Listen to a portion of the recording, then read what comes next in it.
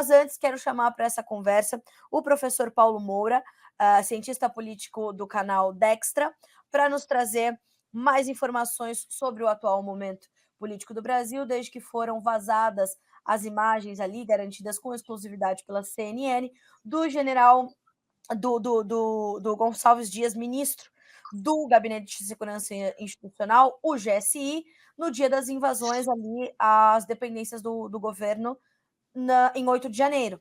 Então, toda aquela comoção, houve realmente um cenário estarrecedor, só que essas imagens que surgiram essa semana também são bastante estarrecedoras, não é isso, professor? Seja bem-vindo, bom dia para o senhor. Bom dia, Carlinha, bom dia aos nossos espectadores. De fato, as imagens caíram como uma bomba, vetorizaram o noticiário, vetorizaram o sistema político, que significa que virou o centro das atenções em relação ao que não há como não ter posição. E a demissão do general, ela mostra claramente que o governo entendeu a gravidade da situação e, nesse momento, há uma conclusão inevitável, que é a inevitabilidade da instalação da CPMI do 8 de janeiro. Está claro que o governo, através das suas instituições, da Polícia Federal e outros, não tem isenção para investigar. O próprio STF está de posse dessas imagens já faz tempo, não tomou nenhuma providência, aliás, está em silêncio diante do acontecido. E nós temos aí centenas, mais de 1.400 pessoas processadas, ainda há cerca de 200 e poucos presos, 100 pessoas já indiciadas pelo STF, e o ex-ministro da Justiça do governo do presidente Bolsonaro, delegado da Polícia Federal, ex-secretário de Segurança de Brasília, que estava de férias nos Estados Unidos no Rio de Janeiro, está preso há 90 dias, perdeu 12 quilos, está com problemas familiares, e esse general, visto nessas imagens, que é o cara da segurança da presidência da República. O Gabinete de Segurança Nacional é o responsável pela segurança da presidência da República. É visto de forma absolutamente complacente, conivente, vou me conter para não dizer cúmplice, das invasões e depredações, reforçando uma desconfiança que paira sobre os conservadores brasileiros, que exigem uma explicação para o que aconteceu naquele dia, porque as narrativas que o governo tenta implantar na mídia não colam. Né? As pessoas querem saber quem de fato depredou, quem é inocente, quem comandou aquelas invasões, quem financiou, por que agora soma-se a essas perguntas essa atitude estranha do general. Eu quero refutar já de vez uma versão que está sendo construída pelo PT e pelos órgãos de imprensa aliados do PT, de que o corpo de subalternos desse general no GSI era herdado do governo Bolsonaro. Essa narrativa não para de pé. O GSI é composto por militares. O comandante do GSI era um general e os seus subalternos são militares. O general poderia ter levantado o telefone e chamado o batalhão de choque da Polícia do Exército, que foi dispensado na véspera e deveria estar de prontidão num quartel a poucos quilômetros do Palácio Planalto para situações como essa. Mais uma coisa estranha. Se o general desse uma ordem aos seus subordinados, que são militares, para agir contra os invasores e depredadores, eles eram obrigados a agir sob pena de insubordinação, que é um crime gravíssimo no ambiente militar. Então, a situação clara é essa, quer dizer, o jogo se complicou para o governo, isso é um daqueles fatos que muda a conjuntura. Né? A conjuntura política é outra depois desses acontecimentos. O governo está tentando reagir, criando narrativa, antecipou a viagem do Lula para Portugal e Espanha para tirar o Lula do foco da imprensa, né, dos microfones que cobram explicações e atitudes do governo. E agora vamos acompanhar os desdobramentos dos fatos. Professor, quando a gente vê essas narrativas do governo sendo construídas, a gente já viu dizerem que as câmeras estavam quebradas, depois que houve um sigilo imposto pelo próprio governo Bolsonaro a estas imagens. A gente vai ver, a gente ouviu a imprensa dizer na própria CNN, por exemplo, que o Palácio chama essas imagens e esse entendimento desse general ali caminhando nas dependências do governo de um delírio bolsonarista. Quer dizer, há uma tentativa de fato de pegar essas imagens e deturpá-las e mostrá-las de uma outra ótica que não existe? Carlinha, primeiro, acho que você cometeu um ato falho aí, um lapso. Você falou que o sigilo teria sido decretado pelo governo Bolsonaro, não havia mais governo Bolsonaro. Sigilo foi Justamente. decretado pelo GSI, que tem status de Certo. ministério, pelo Gabinete de Segurança Nacional do governo Lula. Este general é chamado de sombra do Lula. Ele tem relações com Lula há 20 anos, foi responsável pela segurança do Lula nos mandatos do Lula no passado e foi escolhido por GSI exatamente por isso. É um general melancia, um general da confiança do Lula. E está explicado por que pediram o sigilo das imagens. Né? O GSI, no primeiro momento, revelou imagens selecionadas daquele indivíduo derrubando o relógio. O senador Magno Malta disse ontem, no plenário, na tribuna do Senado Federal, que esse indivíduo está identificado como membro do MST de Anápolis, em Goiás. Então, quanto mais mexe nessa porcaria, mais informações que requerem uma investigação isenta para que se chegue à verdade aparecem.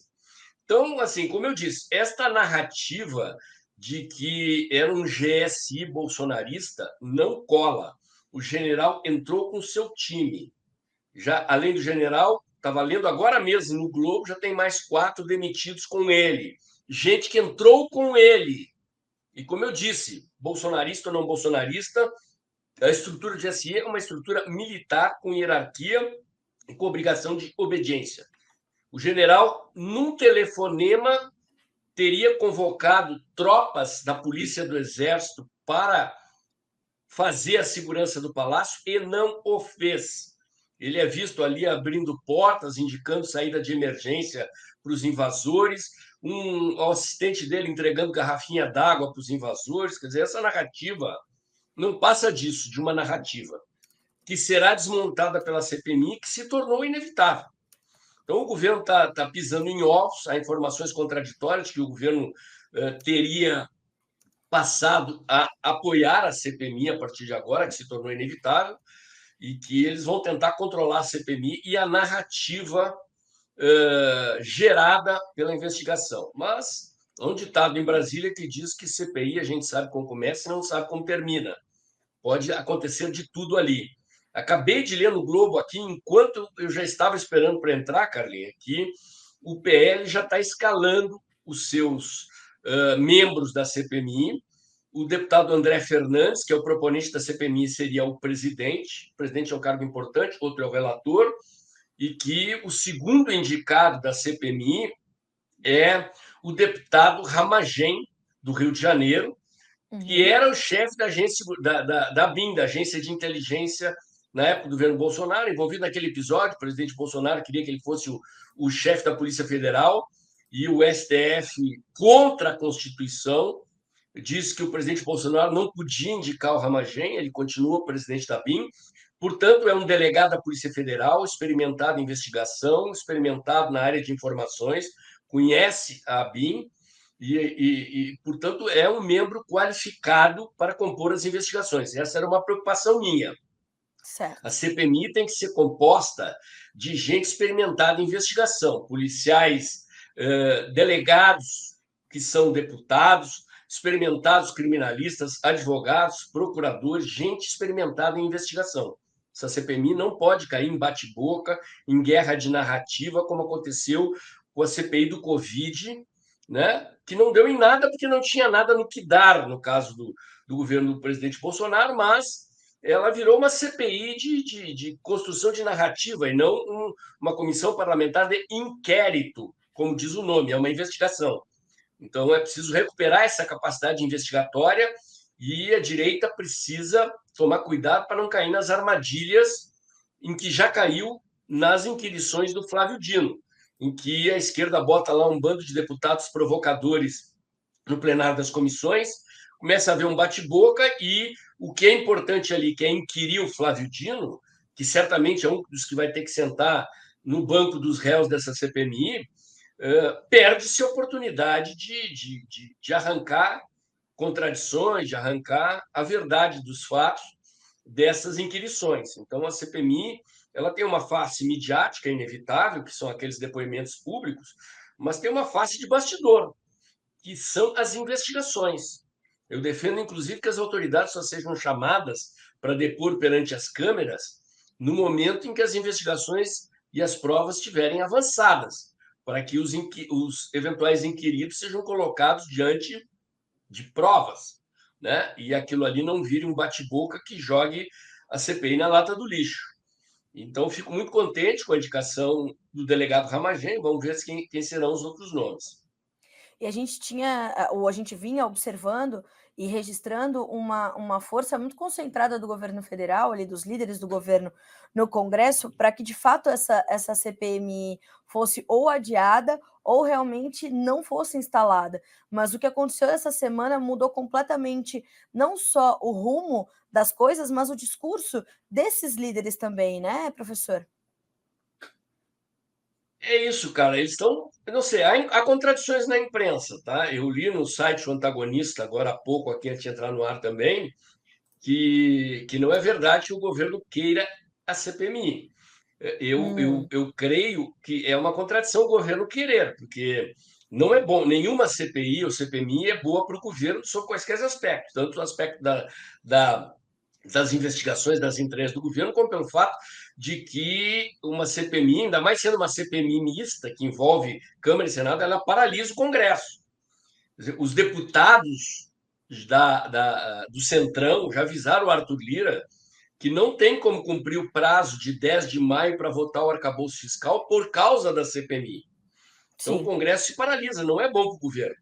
Eu acho que o governo criou essa narrativa de que ele passou a ser a favor da CPMI para tentar sair das cordas, né? Para aparentar perante a opinião pública de que eles estão, enfim, abertos à investigação e à verdade, porque isso se tornou uma pressão enorme da opinião pública. No entanto, eu acho que nos bastidores eles vão continuar tentando retirar as assinaturas. A notícia ruim para eles está nessa matéria do Globo que eu citei agora há pouco, em que o PL já indica o deputado André Fernandes, o deputado Ramagem para a comissão, de que o Certo. número de assinaturas aumentou, inclusive depois dos vídeos. Mais parlamentares assinaram. Então, no cronograma do governo, o adiamento da instalação da CPMI do dia 18 para o dia 26 deveria ser para dar prazo ao governo para comprar as almas na Bacia das Almas, e está acontecendo o contrário, em vez de reduzir, está aumentando. Então, acho que a CPMI se tornou inevitável e o governo vai para o corner, né? Vai o cantinho do round ser esmurrado pela oposição. Professor, como o senhor recebeu a informação de que o Ricardo Capelli, que é o secretário executivo do Ministério da Justiça, assume de maneira interina o GSI? É o número 2 do Flávio Dino ali, né, da equipe do ministro da Justiça. Como é que o senhor recebe essa colocação de Ricardo Capelli neste, que teve, aliás, um papel determinante também no dia das invasões, foi muito citado. Como é que o senhor avaliou essa liderança interina do GSI por Ricardo Capelli?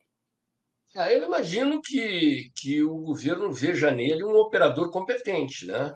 Tem uma cena de uma dessas inquirições do Flávio Dino, em que o Capelli é o número 2 do Flávio Dino, né? Ele está sentado atrás do Flávio Dino e ele movimenta a boca praticamente recitando no movimento labial as frases que o Flávio Dino dizia responder dos deputados, mostrando que ele teve papel fundamental na preparação do Flávio Dino para estar naquela comissão. Então, acho que ele é visto como um operador competente, ele é um civil, não é um militar. A estratégia do governo Lula é retirar os militares do entorno do presidente, da presidência da República, inclusive deslocar o GSI da presidência da República para o Ministério da Justiça, onde o Capelli continuaria sendo subalterno do Flávio Dino. Não sei nem se ele não vai ser efetivado no cargo posteriormente. É uma situação emergencial. Possivelmente eles vão ter que conversar com os militares, porque a segurança da presidência da República é histórica e tradicionalmente papel dos militares. Quer dizer, a Dilma já tinha no governo dela dissolvido o GSI.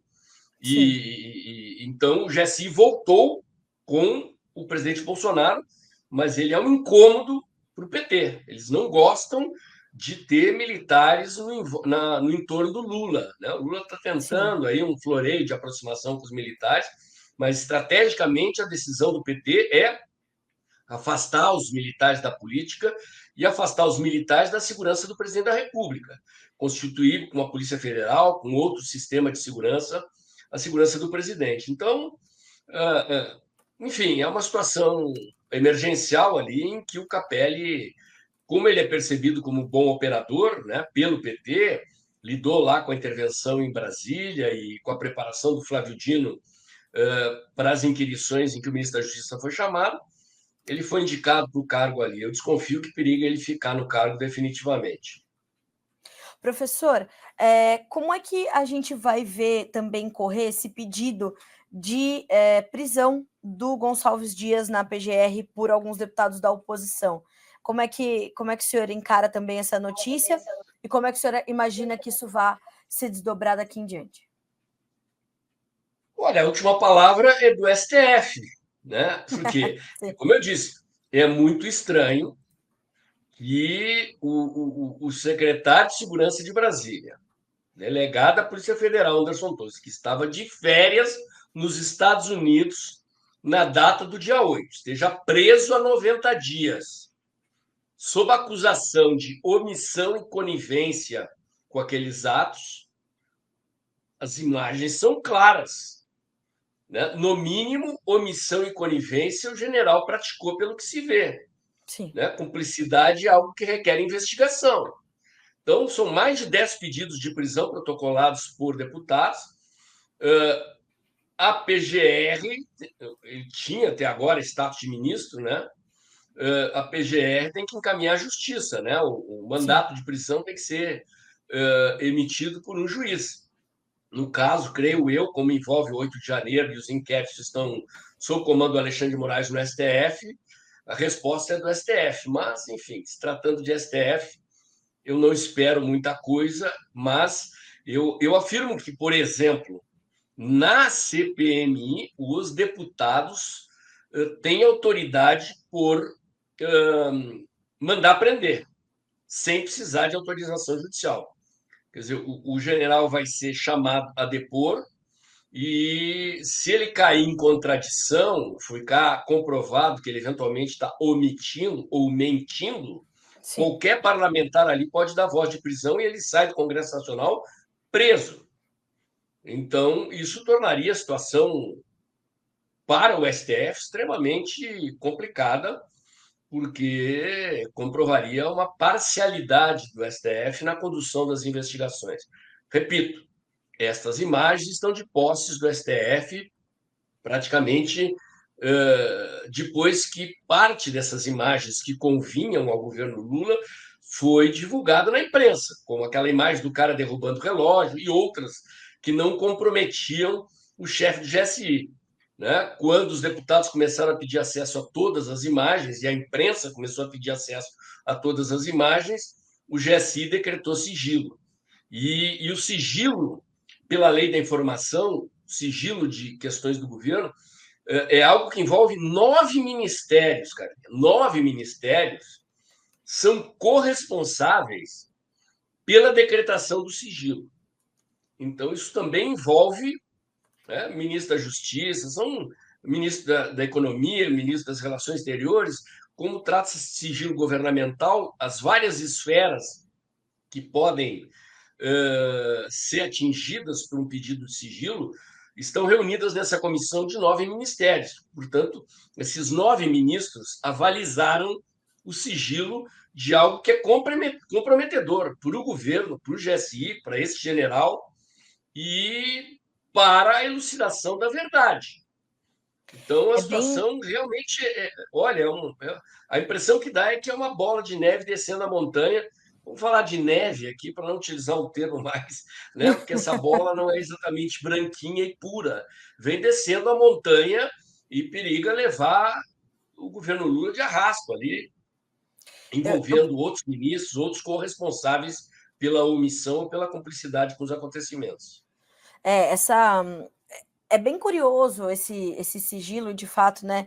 Obrigada, viu, professor, por ter corrigido aqui o meu ato falho diante de tantas informações. É bem curioso esse sigilo imposto pelo GSI. Tem uma notícia do dia 22 de março, dizendo que, de fato, né, a partir de 1º de janeiro de 2023, havia sido, de fato, imposto esse sigilo ao registro de visitas ali do Palácio visitas do Palácio da Alvorada, enfim. É, é bem curioso a gente ter tido esse sigilo já imposto em 1º de janeiro e as informações ali de que, de fato, a ABIN e outros órgãos sabiam dessas manifestações previstas para o dia 8 de janeiro, né, professor? Vinha mais um detalhe, tá? Essa informação que você colheu aí na sua pesquisa, ela diz respeito ao sigilo sobre visitas, Pois sobre a é, agenda da Presidência da República. Se você refinar a sua pesquisa aí, você vai encontrar uma matéria do Estadão do dia 7 de fevereiro, que sim, diz respeito ao sigilo sobre estas imagens, não tem a ver exato, com a agenda de visitas do presidente. E então o sigilo sobre estas imagens ele foi decretado depois que o próprio GSI divulgou imagens como aquela do cara derrubando o relógio. sim, Então a oposição e a imprensa, a Folha de São Paulo pediu todas as imagens que agora vazaram, 160 horas de imagens. Imagino que todas essas imagens tenham sido postas à CNN, que é possível que ainda venha mais coisa pela frente, né? Preciso saber também quem vazou, né? A imprensa tem o direito de sigilo de fonte, mas várias especulações são possíveis e estão rolando na imprensa sobre a possibilidade do vazamento ter acontecido por militares descontentes com o atual governo. A gente sabe que o clima interno das Forças Armadas não é dos melhores, com a atitude tomada pelos atuais comandantes de adesão ao governo Lula. Tem especulações sobre a possibilidade de envolvimento do governo dos Estados Unidos nos fatos. A embaixadora dos Estados Unidos visitou a CNN no dia 14. Lula se pronunciou, já estava, né, dia 14, Lula já estava com a viagem marcada à China dia 11, e Lula tem dado declarações a favor da China e a favor da Rússia no conflito internacional, que geraram reações do governo americano e da comunidade europeia. Então, há uma especulação, sem provas, é especulação, de que pode ter alguma mãozinha invisível do governo americano, porque quando você entrega esse conteúdo para a CNN, que é uma franqueada da CNN americana, é praticamente certo que essas imagens vão correr o mundo através da CNN dos Estados Unidos, né? Elas vão daqui da sucursal brasileira para os Estados Unidos e isso deixa o governo Lula em maus lençóis perante a imprensa internacional. Então, são esclarecimentos que talvez o curso das investigações da CPMI nos ajude a entender melhor. professor, eu até já separei aqui a manchete do Estadão, do dia 7 de março, e justamente o título da notícia é: Governo Lula coloca sob sigilo íntegra das imagens dos ataques golpistas no Planalto. Deixa eu ver até se já está na tela, mas só para a gente complementar não, né? Ilustrar isso que o senhor está nos trazendo. E é isso, né, professor? Agora, eu imagino que a orientação seja acompanharmos e monitorarmos muito de perto todos os próximos passos dos ritos processuais, mas mais do que isso, as possíveis manobras que podem partir dos líderes políticos desse país para a gente entender ou não o que de fato aconteceu nesse 8 de janeiro, né? É isso, Carlinhos. A CPMI se tornou inevitável e o governo está numa situação delicadíssima, delicadíssima, porque as investigações podem derrubar, no mínimo, 9 ministros cúmplices dessa decisão. E, assim, eu acho muito difícil que o governo, estando de posse dessas informações, que o governo tendo recebido relatório da Polícia Federal e relatório da Agência Brasileira de Informações, a BIM, de que os acontecimentos foram previstos, havia risco de invasão e depredação. Eu acho muito difícil que o ministro da Defesa, o ministro da Justiça e esse general demitido não tenham informado Lula. E é muito estranho que o Lula tenha vindo para São Paulo, para Araraquara, naquele dia, a pretexto de visitar um buraco da chuva aqui. Quer dizer, ele sai de Brasília providencialmente no dia dos acontecimentos. Então, isso é mais uma incógnita a ser esclarecida pelas investigações. E se ficar provado que Lula sabia, é crime de prevaricação. E daí a um pedido de impeachment é um passo. Então, fortes emoções à frente aí no noticiário para a gente comentar em outras oportunidades, cara. Tá certo. Professor, eu lhe agradeço muito pela participação e pela paciência aqui para nos ajudar a costurar todos esses fatos, e certamente vamos acompanhá-lo na análise da tarde, no Tempo e Dinheiro, hoje, com o João Batista Olive, porque, como o senhor falou, fortes emoções à frente, mas ainda bem que o senhor está com o coração em dia para nos ajudar a entender tudo isso. Obrigada, professor. Obrigado pela oportunidade, Carlinha, sempre à disposição aí do Bom Dia Agro, da turma do, do site aí e dos espectadores desse programa. Obrigada, professor. Bom trabalho para o senhor, boa quinta-feira, até mais. Até mais. Até mais. Pois é, senhoras e senhores. Tá aí a experiência e, como eu sempre digo, né, a serenidade do professor Paulo Moura, que é determinante, porque a gente tem que olhar agora tudo isso com esse entendimento de que as coisas vão ficar realmente muito sombrias a partir de agora. Já estão, as imagens já deixam isso muito claro.